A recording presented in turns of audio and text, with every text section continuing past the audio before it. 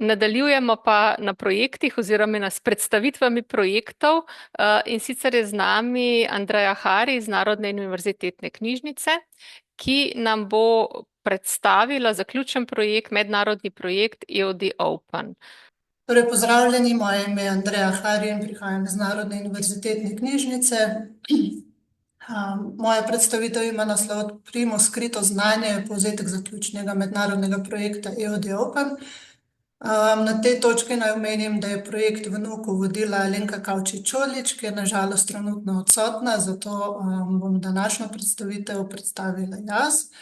In bo vsebovala nekaj ključnih informacij o zaključenem projektu in pa novosti, ki bi bile za knjižničarje zanimive. Torej, nekaj kratkih informacij o samem projektu. EOD Open oziroma knjige po naročilu odpiranja dostopa do gradiva za evropske uporabnike spleta je trajal od začetka novembra 2019 do konca oktobra letošnjega leta.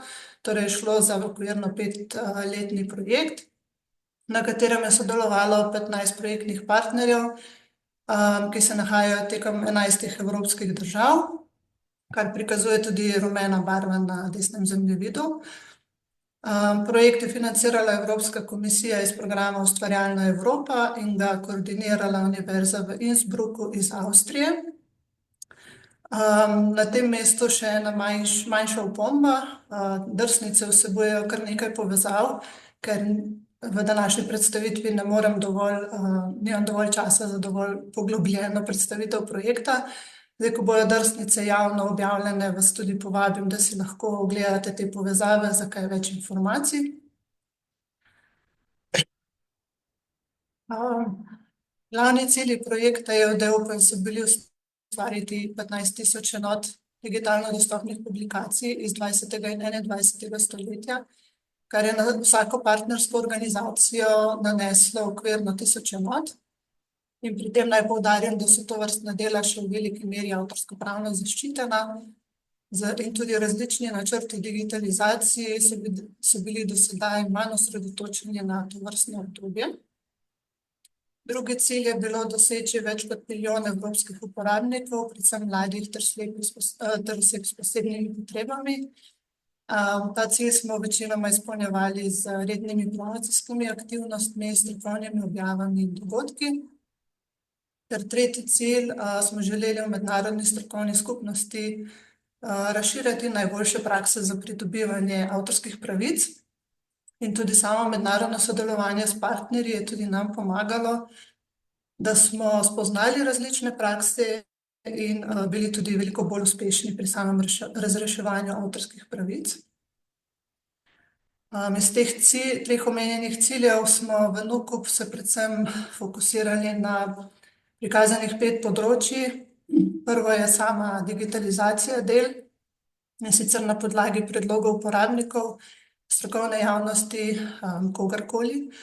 Na tem mestu bi se želela tudi vsem zahvaliti, ki ste kadarkoli predlagali kakšno delo, in tudi veselilo nas je, da smo imeli uspešno sodelovanje z večino partnerjev, ki so pomagali.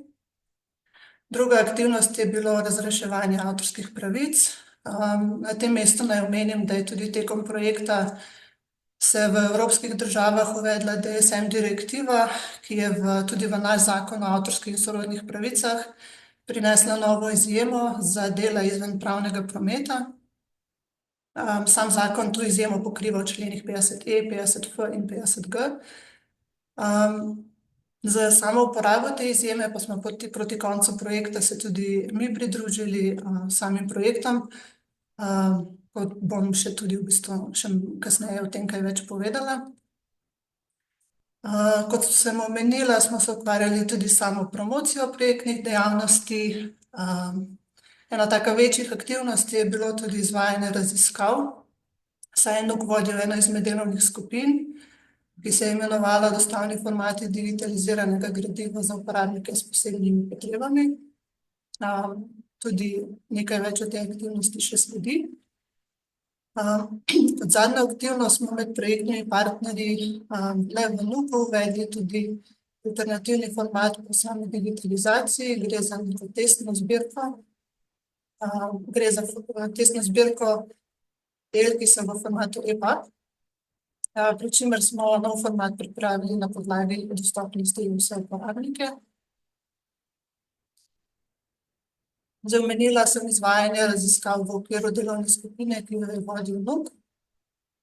Izvedene so bile večinoma tako 3 večje aktivnosti, katerih rezultati so prvič smernice in priporočila za zagotavljanje alternativnih in posebnih formatov na podlagi ankete o posebnih potrebah uporabnikov in tehničnih zahtevah.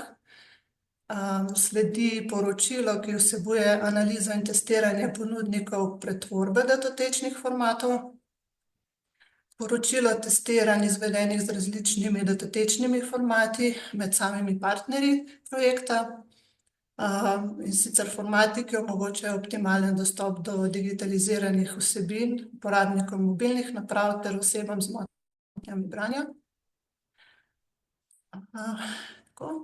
Ter zadnja zelo pomembna aktivnost je bila tudi priprava izobraževalnega gradiva za dostavne formate digitalizacije in usposabljanje knjižničarjev. Kot sem omenila, vse je na voljo tudi preko povezav, ki so na sledeči drsnici. In kar se tiče izobraževalnih vsebin, pa smo trenutno tudi še v eni taki bolj zadnji fazi prevajanja izobraževalnega gradiva tudi v slovenščino.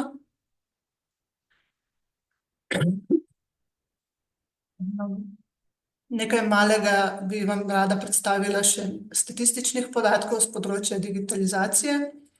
Kot sem omenila, smo imeli zahtevanih 1000 enot, digitaliziranih je bilo 1499.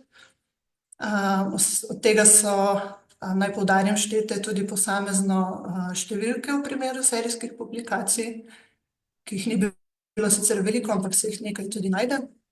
Narejeno je bilo nekaj manj kot 190 000 skenogramov.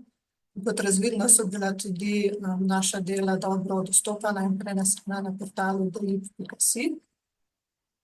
Grafikon digitaliziranih enot glede na leto izida pa tudi lepo prikazuje, da smo izpolnjevali tisti prvi zastavljeni cilj o digitalizaciji del 20. in 21. stoletja, da smo lepo razpršeno skozi vsa leta imeli pokrite digitalizirane knjige. Kar se tiče pa izstališča avtorskih pravic, smo podpisali 1464 dogovorov z nosilci avtorskih pravic. To so bili večinoma avtorji, založniki in tudi dediči. Maksimalno število dogovorov za eno delo je bilo 23. Zanimivo je bilo tudi pogledati, da je trajalo največ 196 dni, zato da smo uskladili podpis dogovora iz obeh strani, torej nosilca avtorske pravice in NUK, ter da je povprečno za podpis takega dogovora trajalo 18 dni. Sledeči grafikon prikazuje tudi digitalizirane enote glede na status avtorskih pravic. V veliki večini so bile avtorske pravice razrešene. En del smo ugotovili, da so dela še v javni domeni, predvsem so šla tudi dela iz začetka 20. stoletja.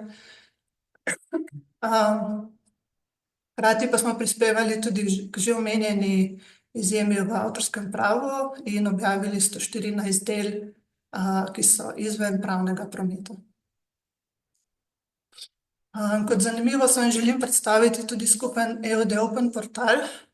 Na tem portalu so zbrana vsa digitalizirana dela vseh 15 projektnih partnerjev. Zanimivo je mogoče tudi to, da je portal na voljo v vseh jezikih projektnih partnerjev, tudi v sami slovenščini.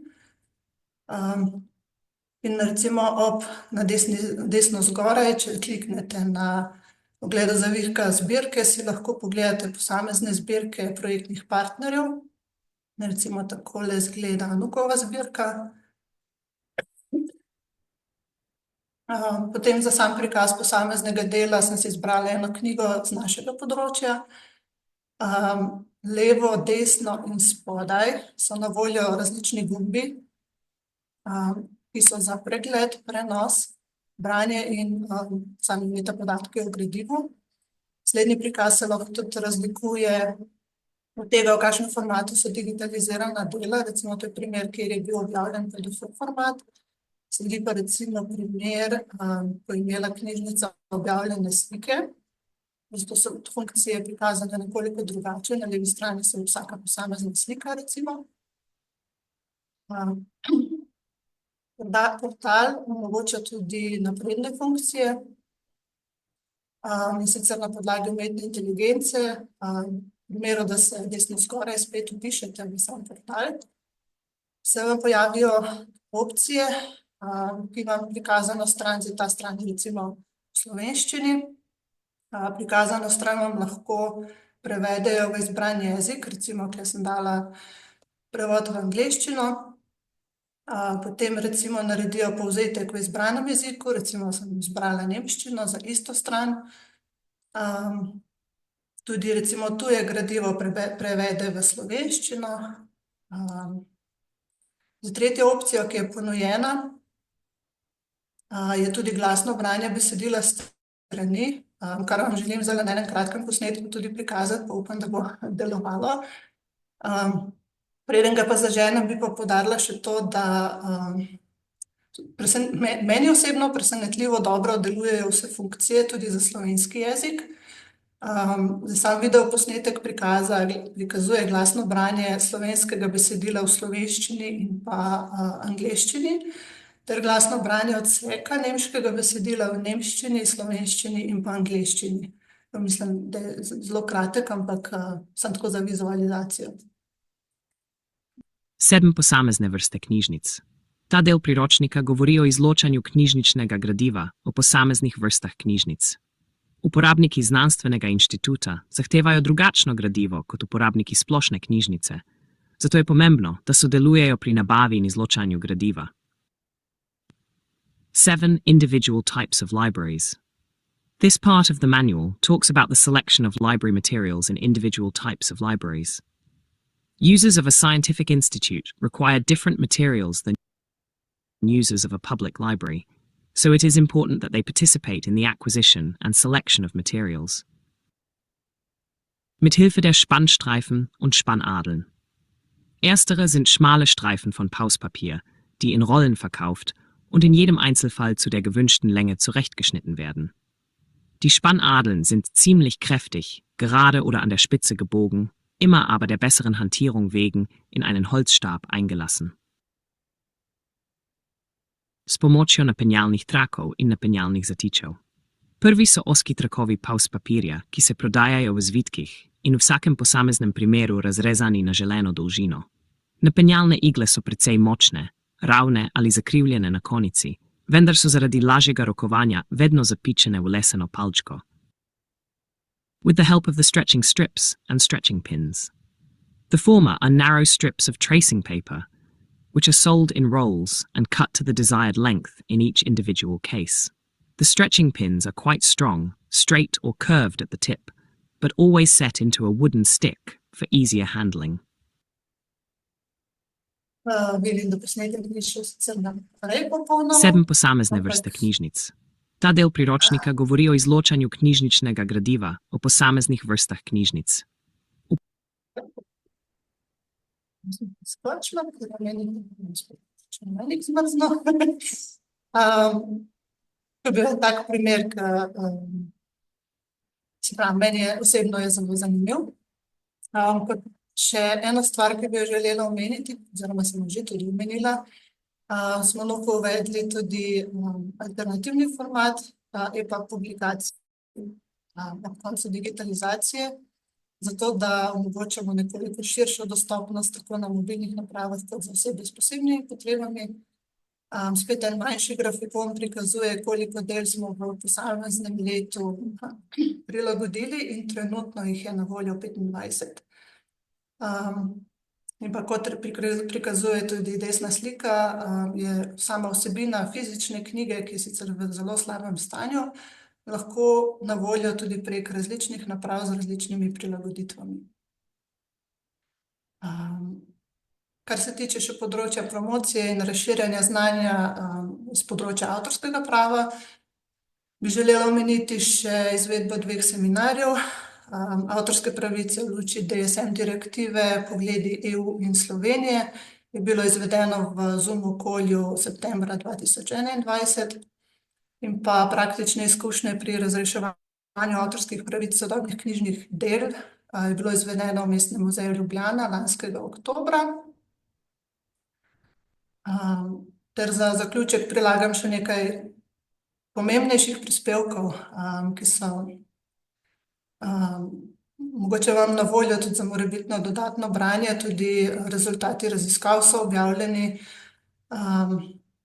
Tako da recimo digitalne in digitalizirane vsebine za uporabnike s posebnimi potrebami, potem recimo članek v reviji Knjižnica, članek v reviji Digital Library Perspectives in pa članek v reviji Celisir.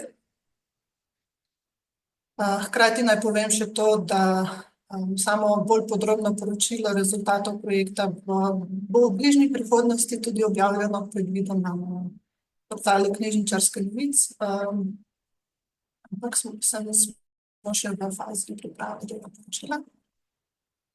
Torej, začela sem z naslovom Odprimo skrito znanje, tako da nekako zaključim to predstavitev z mislijo, da smo nalogo uspešno opravili. Upam, da tudi v bodoče se bomo lahko z tega, kar smo se naučili, tudi še kakšno stvar uporabili v bodočem namenu.